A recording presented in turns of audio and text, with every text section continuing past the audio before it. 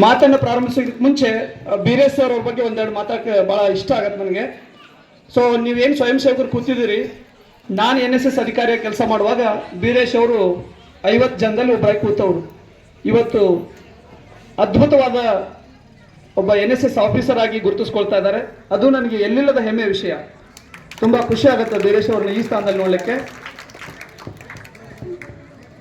So ಅದು ಅಷ್ಟು easy ಇಲ್ಲ. ಇಲ್ಲಿ 70 ಜನ ಒಂದು ಗ್ರಾಮಕ್ಕೆ ಕರ್ಕೊಂಡು ಬಂದು 7 ದಿನ ಇಲ್ಲಿ ದಿನಗಳನ್ನು ಕಳೆಯೋದಂದ್ರೆ 7 ದೊಡ್ಡ ಮನೆತನದ ಮನೆಗಳ ಮದುವೆ ಮಾಡ್ದಂಗೆ ಇದು. ಯಾಕಂದ್ರೆ ಪ್ರತಿದಿನ ಸುಮಾರು ಕೆಲಸಗಳಿರುತ್ತೆ. ಆಮಂತ್ರಣ ಕೊಡಬೇಕು, ವೇದಿಕೆ ಸಿದ್ಧಗೊಳಿಸ್ಬೇಕು, ಶ್ರಮದಾನ ಮಾಡಬೇಕು, ಎಲ್ಲರಿಗೂ ಹೊಟ್ಟೆ ತುಂಬ ಊಟ ಹಾಕಬೇಕು. ಸೊ ಅದು 70 ಜನರನ್ನ ನಿಭಾಯಿಸೋದು ತುಂಬಾ ಕಷ್ಟ ಇದೆ. ನಿಮ್ಮೆಲ್ಲರ ಸಹಕಾರದಿಂದ ಅದ್ಭುತವಾಗಿ ಅವ್ರು ನಡ್ಸ್ಕೊಂಡು ಹೋಗ್ತಾ ಇದ್ದಾರೆ. ಹೀಗೆ ಮುಂದುವರಿಲಿ ತಮ್ಮ ಯಶಸ್ಸು ಅಂತ ಹೇಳ್ತಾ ನನ್ನ ಇವತ್ತಿನ ಒಂದು ಟಾಪಿಕ್ ಅನ್ನ ಸಂಕ್ಷಿಪ್ತವಾಗಿ ಮಾತಾಡ್ಲಿಕ್ಕೆ ಇಷ್ಟಪಡ್ತೇನೆ. ಸಾಮಾಜಿಕ ಜಾಲ